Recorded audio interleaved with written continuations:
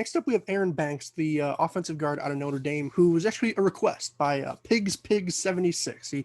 He asked for Banks in the comment section of one of my previous videos, so obviously hope you are seeing this. But for anybody else who might be seeing this that has individual prospects that you might want to see a video on, just drop them in the comment section down below. Obviously, we're getting a little bit closer to the draft, so it might be tough to hit all of them depending on how many there are, but I can certainly do my best, right?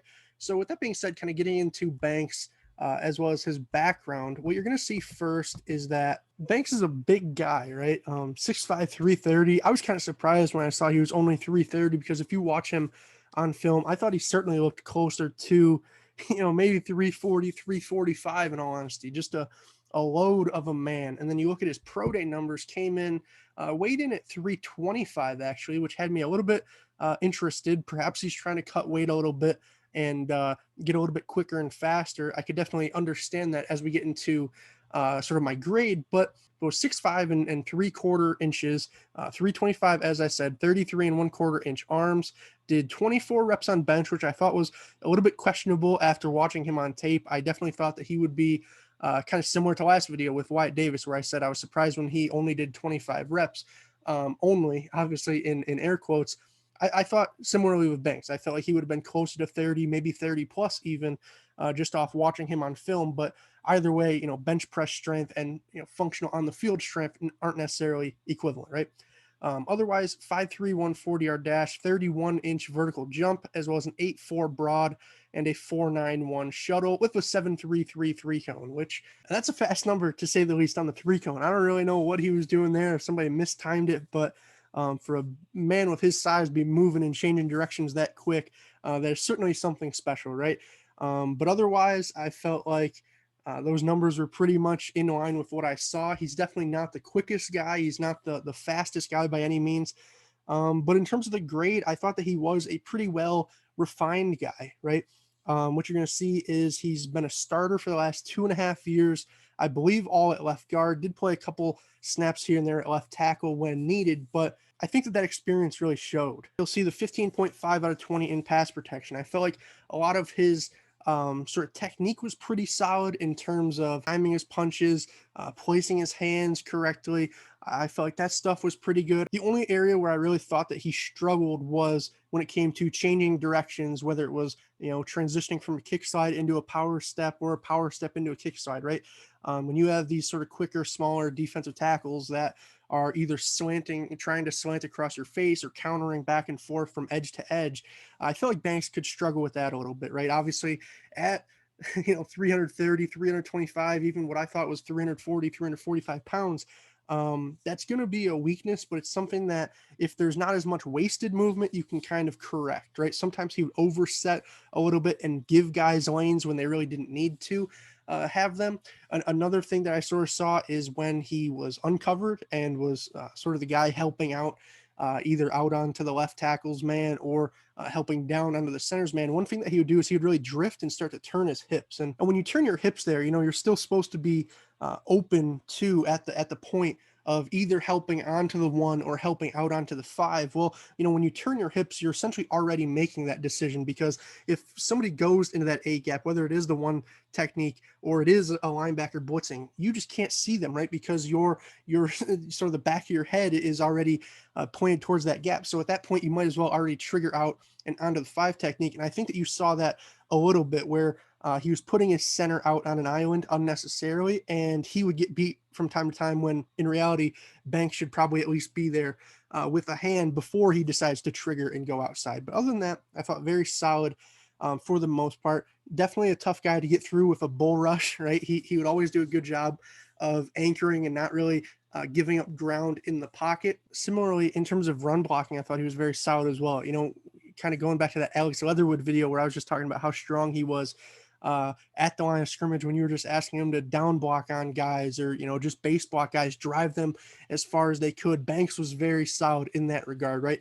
It was, again, sort of similar to Leatherwood when you get to the more complex, more dynamic blocks that require you to really get on your feet and start moving around, that I felt he could struggle a little bit with in terms of reach blocks, as well as just sort of climbing to the second level, pulling around the edges. I didn't think that he quite did that very well, but at the same time, it's not really his game, right? And you can sort of see it in the mobility grade as well, right? 4 out of 10. That's for a lot of the same reasons, because just when it came to playing in space, I didn't think that he was the best guy. Maybe he could be improved now, considering the weight decrease.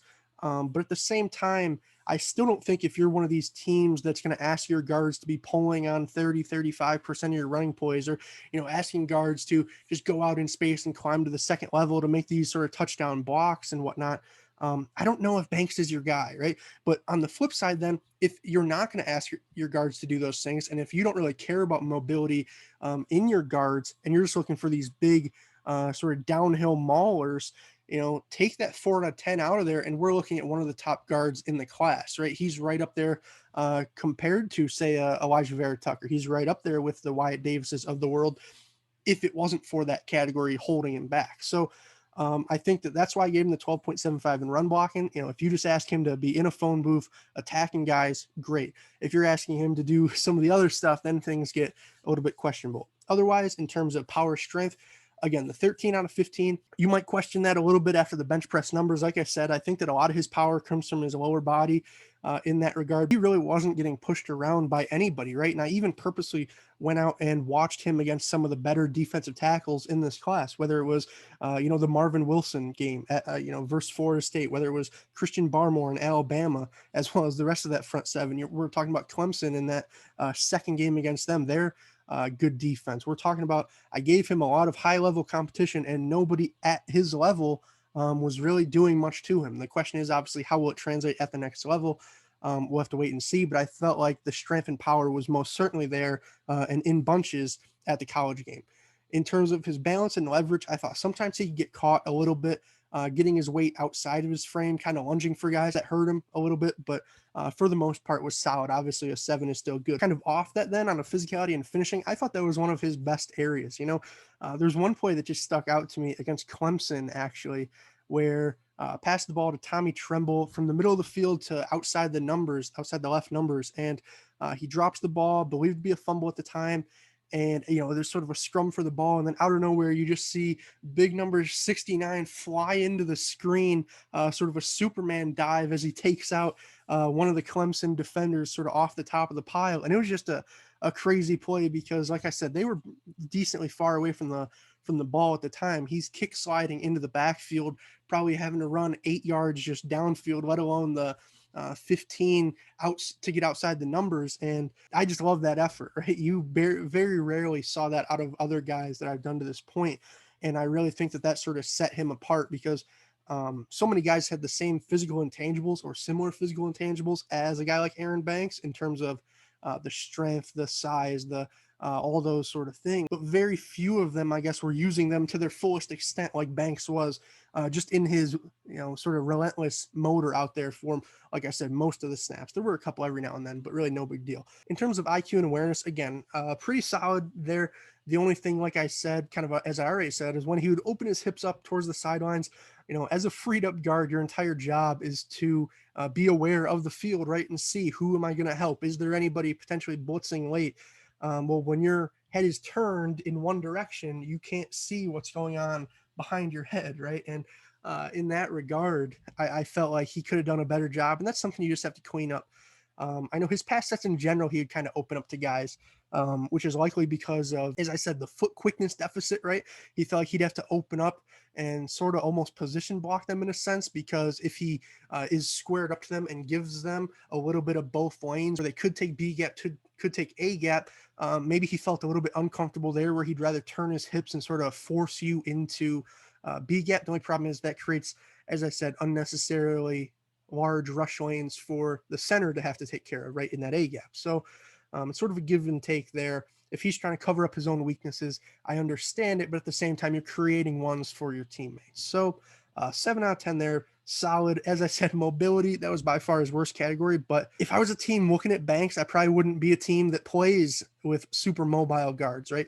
It's only because I'm grading on that universal scale, like I said, and sort of just generally fitting how he is as an overall guard that I have such a low grade on him there. If you think about, say, the Titans or the Ravens, right? Teams who just love to pound the ball, whether it's Derrick Henry, J.K. Dobbins, formerly Mark Ingram, Gus Edwards, those type of guys. I think the Banks would probably have a significantly higher grade on those teams than he would just for the average team, right? In this sort of theoretical team that I would be grading them for. But yeah, I don't really know what there what there is that he can improve there besides, like I said, getting rid of some of that mass, which he already has started to do. The only thing that I would question then is, will he be able to retain his current level of strength, right? And I hope that he hasn't been with that sort of 24 reps number. I hope that he hasn't been focusing solely on shedding weight in lieu of the strength, right? Because I really think his game needs strength to thrive. I really hope that he's not detracting significantly away from his top strength to build up his lowest weakness, right? I would almost rather have him be a specialized player in that regard that would be better on only a couple teams than somebody who is just going to be average on every team, right? If that makes any sense. And then lastly, a 2.75 in athleticism. Like I said, maybe a little harsh there, considering, hey, he did have a 31-inch vertical. He did have that great 3-cone time, but I don't think that he is necessarily, compared to some of the other guys, the all-around athlete that we might have seen. But with that being said, overall then, that did pit him at a 76.36 when you add in the position premium for being the guard. Obviously, as you can see, sort of right towards the end of the second round in my eyes, which is pretty interesting, right? Because I look at PFF and they didn't have him on their top 300 big board, which I don't know if maybe I'm just crazy and going out on a limb. Maybe I'm just trying to satisfy Pigs 7-6. I don't know what it is, but no, I thought that I really liked a lot of what I saw out of Banks for who he is, right? If you go putting him in the wrong scheme, then it's not going to work. It's just not going to work. But assuming your team is a big physical team that wants to run the ball and establish the run and, sort of set the tone, particularly up the middle, I think that Banks could be a really solid option for you. I also would question him on these sort of downfield passing teams in terms of, okay, the Packers, right? If you're going to need Aaron Rodgers to have 5 to 6 seconds for a play to fully develop and throw the ball as he's scrambling like a madman 35 yards downfield, I don't know if that plays into Banks' strengths necessarily either, right? I'd probably rather have him on sort of a quick hitting, quick pass team. Kind of like, I don't want to say the Steelers because they don't necessarily fit the bill as that running team, but a team sort of like that, right? Where they're going to get rid of the ball quicker. And instead of having to keep handling those counters back and forth from opposing D linemen, it is more so just going to be that initial punch and then cover him up, right? I think that that's where he'll really thrive.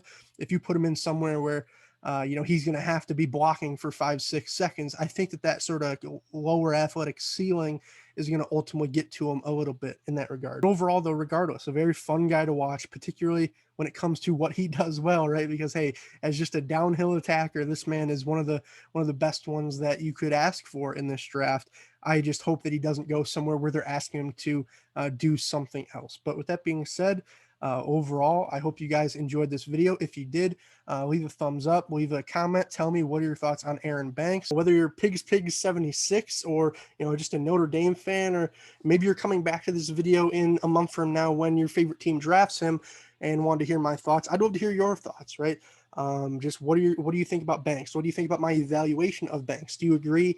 Do you disagree? Do you think he's a top 50 player, a top 100 player, top 300 player? Where do you fall on him, sort of based on your criteria? Because like I said, obviously it's tough with a guy like him who's somewhat a specialist in his game to grade him on a more universal criteria. I wouldn't be shocked if some teams had him significantly higher, but I also wouldn't be shocked if other teams had him significantly lower. So make sure you guys let me know where you are. And ultimately, if you did enjoy the video and you want to see more like this one, click that subscribe button, right? We're up to 81 now. You could always be 82, maybe 83 by the time you're watching this video. Hopefully you guys enjoyed. As always, I'll see you in the next one. I'm mic'd up. Now I'm mic'ing out. Peace, guys.